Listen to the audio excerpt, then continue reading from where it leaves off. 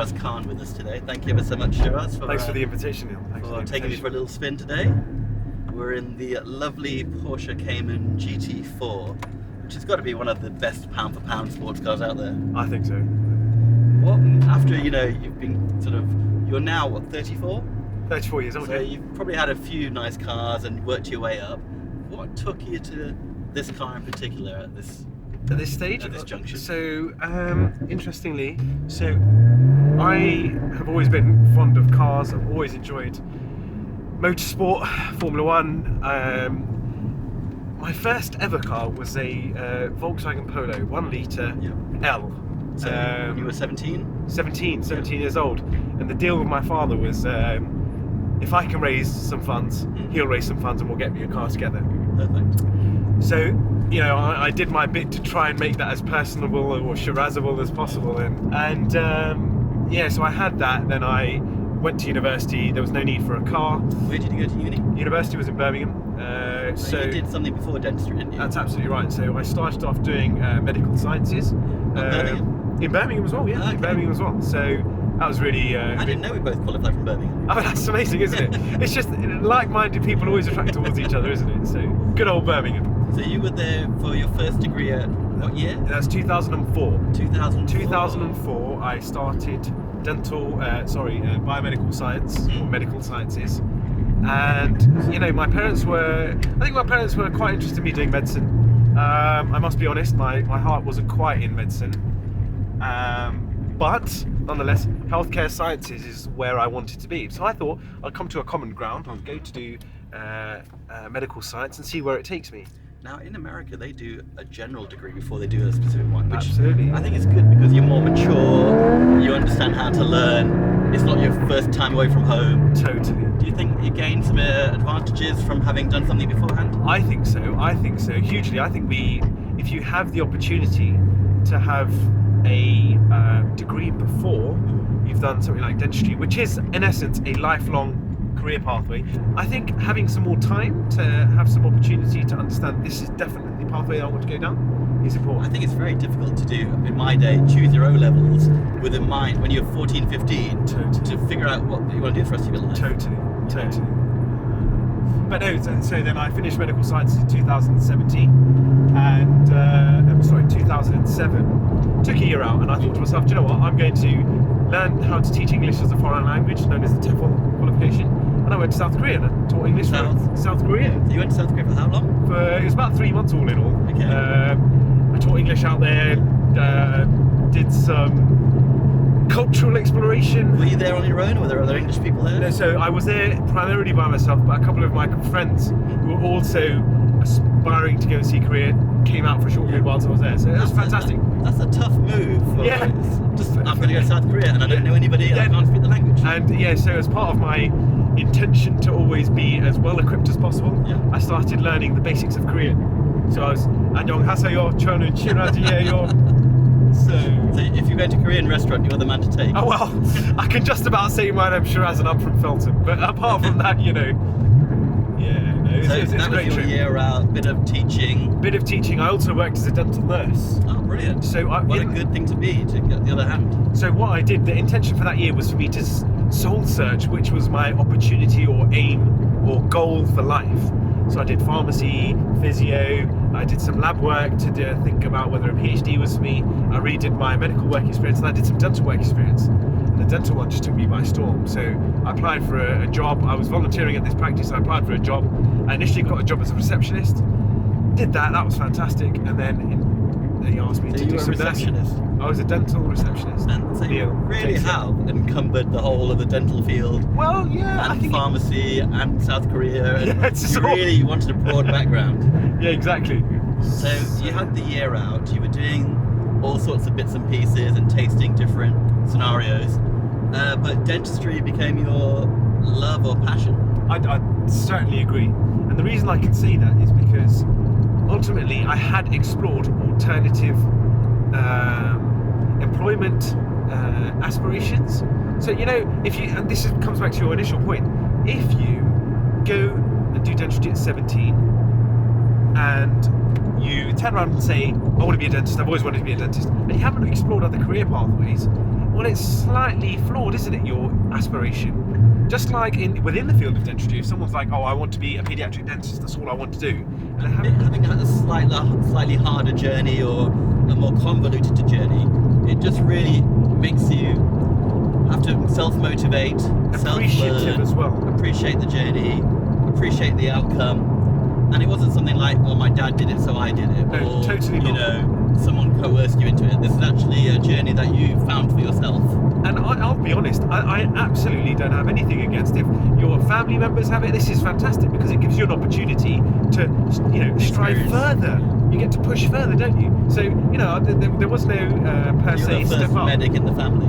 Yes. So I know they're very proud of you. So I mean, all of my hard work is a sentiment to their hard work, Neil. So, they're a lovely family, having met them. Yeah, they speak so highly of you as well. I really You can always tell that actually, I mean, if you meet my parents, they're lovely. And you always get a sense that actually, if you get the parenting right, the rest should follow. Really? Is that something we can talk about here, parenting? Yeah, I mean, I think, you know, when the time is right, if the opportunity comes up for us to... Is that in the next 10-year plan, maybe? I certainly hope so. Yeah. I certainly hope so. Family, I mean, whilst I've been striving aspirationally for the professional aspects, for the aspects of life, you know, career, etc., familial progression is also very, very important. It's very, very important for me. And when the time is right, I'm certainly hoping that will come. So Shiraz, thank you ever so much for coming out for a drive with us today. Well, and it's a pleasure to be here. For sharing this beautiful Cayman GT4. Thank you very much.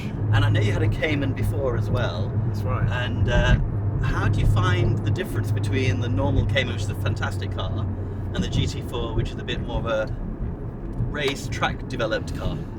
Are they the same engine and same flat six? They are both flat sixes. This car has got the 3.8 litre Carrera S engine from a 911. Wow. By comparison to the Cayman S, which is the next equivalent, or the GTS, which is a 3.4 litre. So increase in horsepower, must be a decrease in weight? Actually, equivalent weight. Both cars are 1360 kilos. Well, still very light. Very light, very light, very light. Which aids to the driving experience. I think it's a bit more than that, because I think that's the dry weight. It is dry weight. Yeah. It is dry weight. Having an Alpine, I know all about weight. I'm very keen. Mine's 1100. Yeah, we're not that close yet. Yeah. So this is, again, pound for pound, one of the Cayman's a fantastic car. Boxster's a fantastic car, as we know. And one of the big advantages is that mid-engine layout, where you get the stability. Totally. Have you driven the GT3, and how does that compare with the GT4? Interesting. You know, this is a conversation that I have all the time. And actually, if you go onto online reviews, it's always GT4 versus GT3 RS, which personally isn't a direct comparison. Actually, I think the GT4 and the GT3 would be a better comparison. Now, the GT3 being a rear-engined, motorsport purpose-built engine car, which is also a 3.8, has a a power output of 475 brake horsepower. How do I compare this to a Cayman? A Cayman, I was able to achieve the performance envelope quite quickly.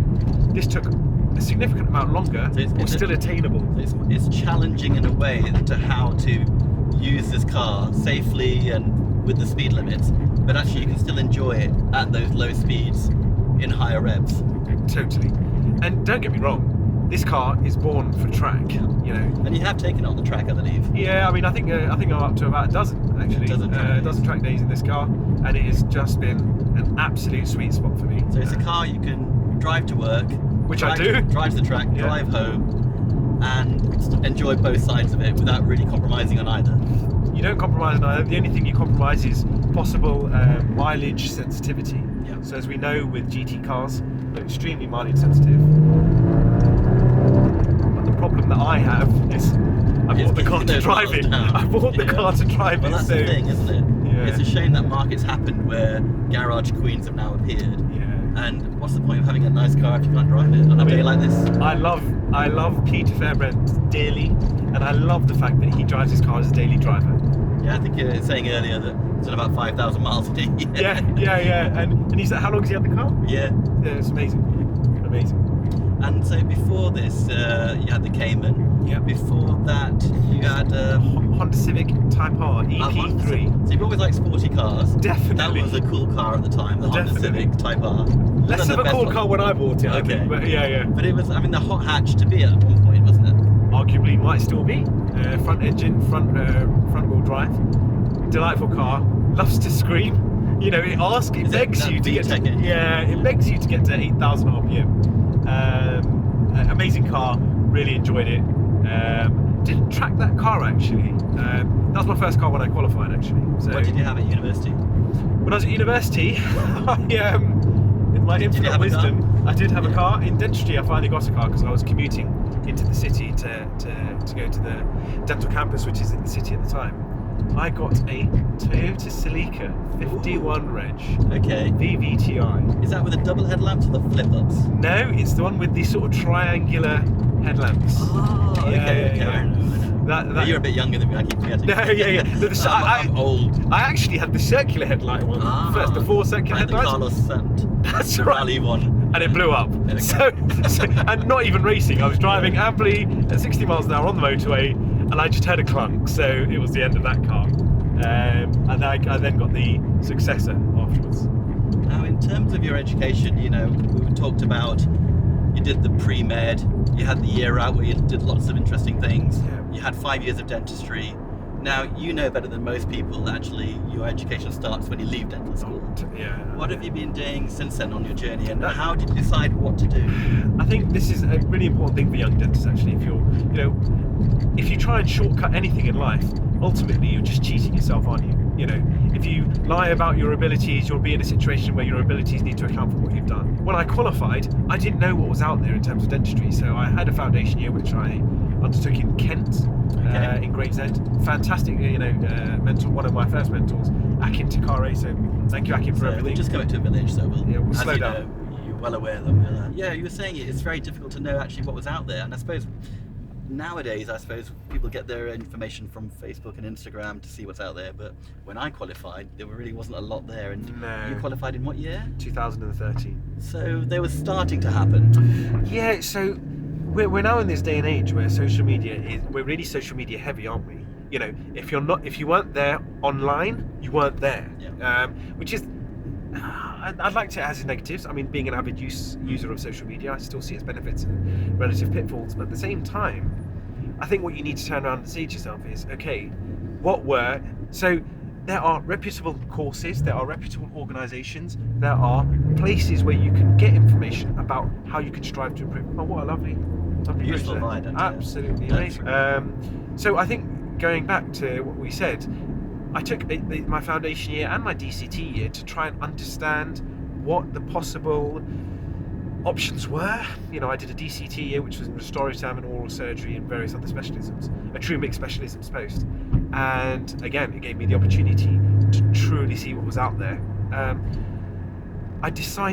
got offered a place to do oral max fax for a second year in hospital, and actually circumstances changed for me. So I decided that I'd met a couple of years before, I'd met the love of my life, Tasneem, so thank you for all your support, Tasneem, and we were going to be getting married. So the idea of being in dorms and possibly doing nights with my wife didn't sit too well with me. So I was a bit more of due to the social circumstances, rather than, no, I'm definitely going to do what it takes. So then I got to join practice. Now before that, I'd done various courses, various composite courses. So a few other mentors I'd love to mention. Tif Qureshi, absolute genius when it comes to ortho and restorative dentistry, a general dental practitioner at heart, but an absolute revolutionary. And he supported me with my basic orthodontic restorative aspects.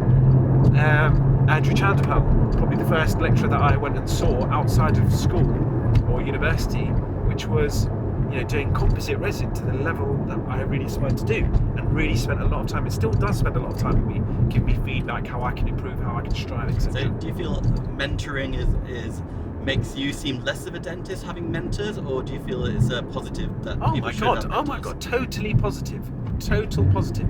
It seems like you'd be a fool to not take the advice of of people that are going to or have made exactly the same mistakes as you. Does that make sense? So I think, you know, if you've got a mentor or if you want to strive to improve something, surround yourself by the 5 key people that you aspire to be like. That's, you know, it's just I think in life, whether it's fitness or dentistry or mindfulness or how you live your life, you know, if you want to be better, as you said, hang around that person, find out how they did their journey, and you can learn from them. And also they want to give back because they appreciate the value in that. The thing is a lot of individuals are not selfish within dentistry. A lot of individuals are willing to give. And, you know, I'm not successful. I'm not anything amazing. I'm a dentist that's just working hard trying to continuously improve. But any success that you might have achieved is attributed to the people that spent the time to in you. My father, Andrew, Tiff, Lewis Mackenzie, Walter Devoto. So part of my journey I went to Style Italiano and did that course. I did the Young Dentist Academy course, which really changed my perception on things. Is there an element of mentoring with the Young Dentist Academy, which is something that's dear to your heart? Absolutely. I think the reason, so I did the course in 2014, so I was in my DCT year. When Martin was involved. Absolutely. Martin Apsel, another aspiring colleague. Yes. Yeah. Very revolutionary in his own right as well. He, you know, really spent some time trying to make this program which is dedicated for young professionals to aspire to grow and not fear dentistry. We're in a day and age where litigation is going up. That's an issue. And if you undertake treatments or processes that you're not confident in, the patient will be aware of that. You'll be aware of that. You almost attract the negativity towards you, don't you? If you've got a fantastic support network of people that can guide you, help you, improve your outcomes for the future, why would you not take that? Talking about indemnity, when we have application forms, one of the questions that I put in was, who do you ask when you need advice? Do you have access to mentoring? You know, what courses have you been on? And it makes a safer practitioner if they're humble enough to say, here's a case, let me look at it in a different way. And I think a self-reflective clinician is always one that's going to be one that improves, that gives the best care to their patients. You know, we know this too well, don't we, Neil, that you can give a treatment plan to 5 dentists, you get 40 options on how to manage it. So there is no absolute right way. There are absolute negatives or wrong things to do, which we all know. That's why we got through dental school.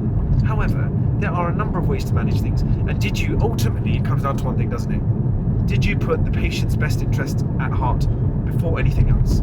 If your answer to that categorically is yes, every time, you can sleep at night, can't you, Neil? Did you have sort of, what I tend to do is have a 10-year plan, figure out what that should look like, and then work my way towards it? Yeah, I mean, I started off with a 5-year plan, which I just came to the end of last year. I said I want to be the best clinical practitioner that I could be.